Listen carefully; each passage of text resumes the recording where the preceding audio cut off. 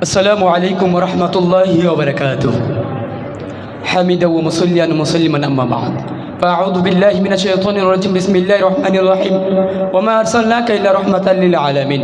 وعن أبي هريرة رضي الله تعالى عنه قال قال النبي صلى الله عليه وسلم بعثت لأتمم مكارم الأخلاق أو كما قال عليه الصلاة والسلام.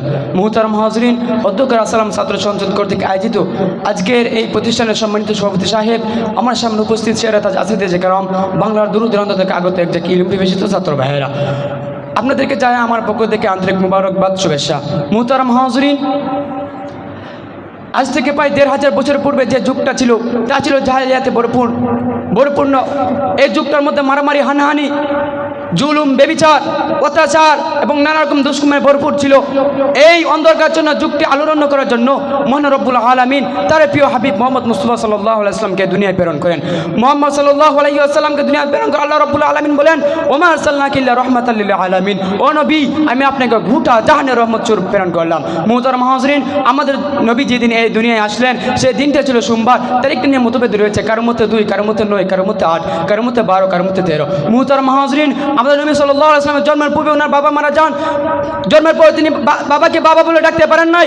জন্মের পর ৬ কিংবা ৪ বছর বয়সে নবী করিম সাল্লাল্লাহু আলাইহি ওয়াসাল্লামের আম্মা জান আমিনাও মারা যান। নবী করিম সাল্লাল্লাহু আলাইহি ওয়াসাল্লাম লালিত পালিত হতে থাকেন দাদা আব্দুল মুতালিবের কাছে। নবী করিম সাল্লাল্লাহু আলাইহি ওয়াসাল্লামের বয়স যখন ৮ বছর ২ মাস ১০ দিন, নবী করিম সাল্লাল্লাহু আলাইহি ওয়াসাল্লামের দাদা আব্দুল মুতালিব মারা যান। নবী করিম সাল্লাল্লাহু আলাইহি ওয়াসাল্লাম লালিত পালিত হতে থাকেন তার দাদা তার চাচা আবু তালেবের কাছে। নবী করিম সাল্লাল্লাহু আলাইহি ওয়াসাল্লাম যুবক বেলায় উনার একটা ইচ্ছা ছিল যে এই যুগটাকে কিভাবে পূর্ণ করা যায়, অন্ধকার কিভাবে দূর করা যায়, আলোড়ন কিভাবে করা যায়। তাই নবী করিম সাল্লাল্লাহু আলাইহি ওয়াসাল্লাম যুবক বেলায় হিলফুল ফুজুল নামক এক সংগঠনে যুক্ত হন। নবী করিম সাল্লাল্লাহু আলাইহি ওয়াসাল্লামের বয়স যখন ২১ মতান্তরে ২৫, তখন হযরত মুহাম্মদ সাল্লাল্লাহু আলাইহি ওয়াসাল্লাম হযরত খাদিজা রাদিয়াল্লাহু তাআলা আনহাকে বিবাহ করেন। নবী করিম সাল্লাল্লাহু আলাইহি ওয়াসাল্লামের বয়স যখন ৪০ বছর পূর্ণ হলো, তখন রব্বে কাবা আমাদের নবীকে ওই হেরা গুহার মধ্যে নিয়ে যান। সেখানে নিয়ে নবুয়ত দেয়। নবুয়ত পেয়ে নবী করিম সাল্লাল্লাহু আলাইহি ওয়াসাল্লাম মক্কার মধ্যে দ্বীনের দাওয়াত দিতে থাকেন, ইসলামের দাওয়াত দিতে থাকেন।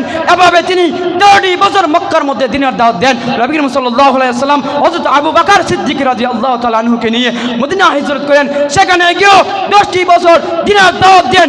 দাওয়াত দেওয়া অবস্থায় নবীকে মানুষ পাগল বলে গালি দিত, নবীকে মানুষ কতই না জাদুকর বলে গালি দিত, নবীকে মানুষ তারপরে ময়দানে রক্তাক্ত করে দিয়েছিল পাথর দিয়ে। নবী করিম সাল্লাল্লাহু আলাইহি ওয়াসাল্লাম তা সহ্য করে দ্বীনের দাওয়াত ছেড়ে দেননি। নবী করিম সাল্লাল্লাহু আলাইহি ওয়াসাল্লাম ১১ হিজরির ১২ রবিউল আউয়াল ইন্তেকাল করেন। মুহতারাম হাজরিন, আমাদের নবীর একটা ইচ্ছা ছিল এই দুনিয়াতে কিভাবে আলোড়ন করা যায়, এই দুনিয়াতে কিভাবে অন্ধকারকে দূর করা যায়, কিভাবে মানুষকে দিনের পথে আনা যায়, কিভাবে ন্যায়ের পথে আনা যায়। তাই নবী করিম সাল্লাল্লাহু আলাইহি ওয়াসাল্লাম এই দুনিয়াতে এসেছিলেন নবুয়ত পেয়ে।